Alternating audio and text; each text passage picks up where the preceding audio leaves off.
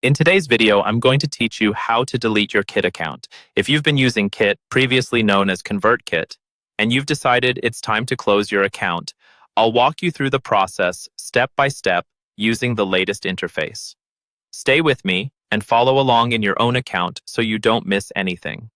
First, make sure you're logged in to your Kit account in a web browser. The steps are easiest to follow on a desktop or laptop rather than a phone or tablet because the layout is clearer and all the menu options are visible in the top and side navigation. Once you're logged in, look to the top right corner of the screen. You should see either your profile icon or your name.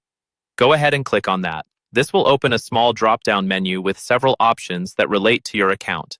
From that drop-down, choose the option labeled Settings. This is where Kit keeps most of your account-level controls, including billing and subscription details, so it's the right place to start when you want to fully close your account. After you're in the Settings area, look over to the left side of the screen for the menu. In that sidebar, you'll see an option called Billing, or in some versions of the interface, it may be labeled Account and Billing. Click on that option. This section manages your subscription status, payment information, and, importantly, the option to remove your account. Once the billing or account and billing page loads, scroll all the way down to the bottom.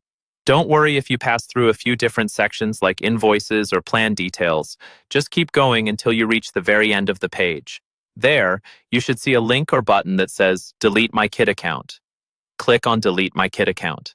When you do this, Kit will not delete your account instantly. Instead, you'll see a confirmation process. This might include selecting a reason for leaving from a drop-down, or typing a specific phrase such as delete account into a field. Read the on-screen instructions carefully and complete each step they ask for. This confirmation step is designed to make sure you really intend to close the account, since it can affect your subscribers, automations, and any emails or forms you've set up. Once you've confirmed everything and submitted the deletion request, your Kit account will be scheduled for deletion. At that point, you're done.